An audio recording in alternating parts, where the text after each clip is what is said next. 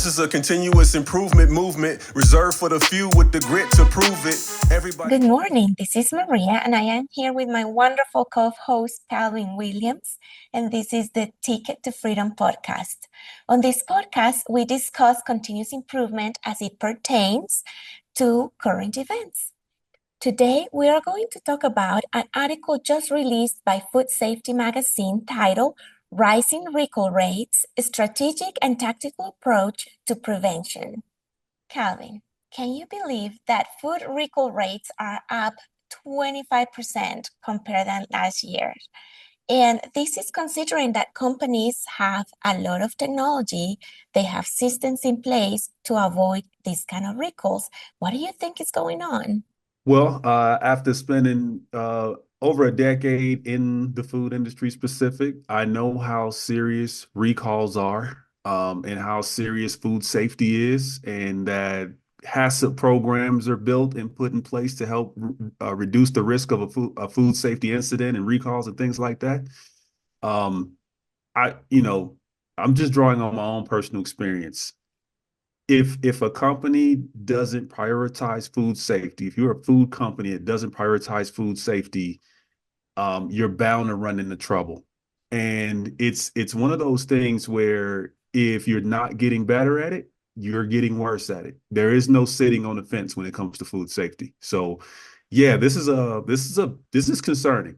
Our food supply is literally a lifeline to a good portion of the country. And, in the US, we export a lot of food goods and things like that. So up 25%, I think it's alarming. I think it's a symptom that companies aren't really focusing on creating a true culture of continuous improvement. Mhm. That's right. And you just mentioned something very important, a culture of continuous improvement. So it's not, you don't only need the latest in technology, the latest processes, you need a culture of continuous improvement. Mm. Why is a culture of continuous improvement so critical in preventing recalls in the food industry?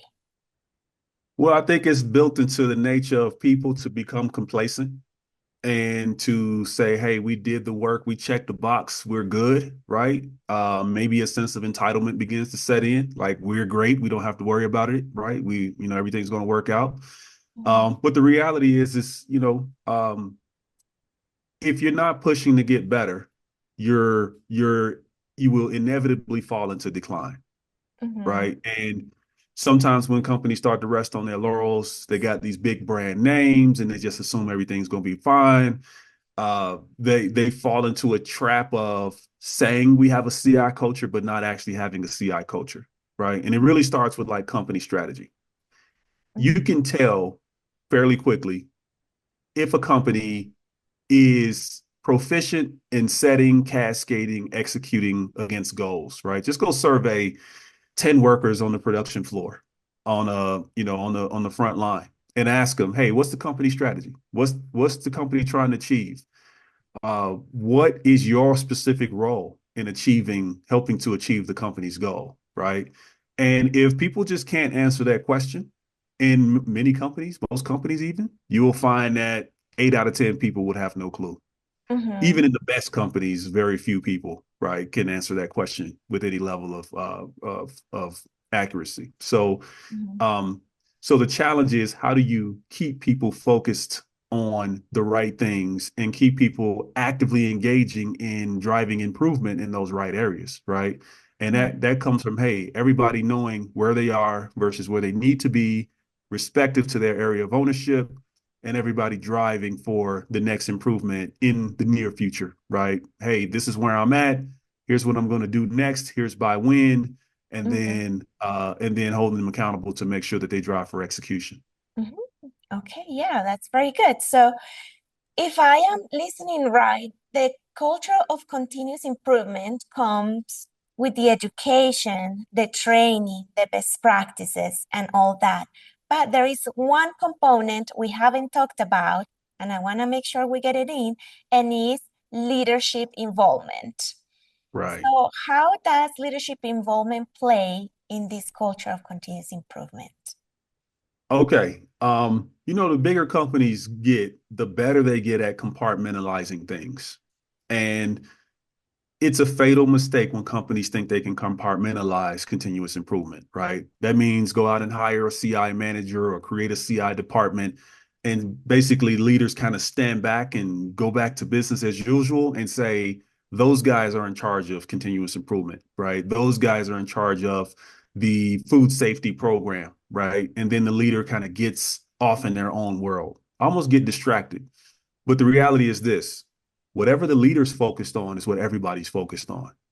Whatever the leader is not focused on is getting under-resourced.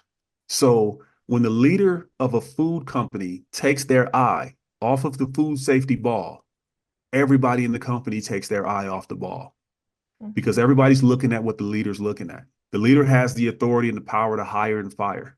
They're doing the performance reviews. So no employee can bear to take a risk on focusing on something and driving something that the leader doesn't care about. It's not interested in. Everybody wants to know what the leader is trying to do so that they can make sure that they're aligned, right? So these companies that are facing recalls right now, right? If you look at the leader and what they're looking at, what they're focused on, it's probably not so much food safety.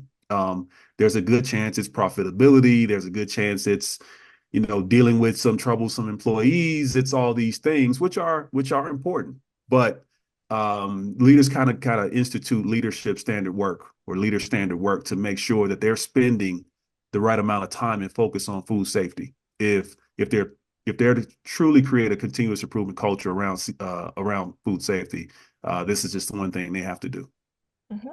Yes, thank you so much, Calvin. That was very insightful. And thank you for listening today to the Ticket to Freedom podcast. I hope you took some good nuggets to implement in your own company. And we'll see you again next week. Just in time, not a second slow. From the top flow to the shop flow, come on. Everybody.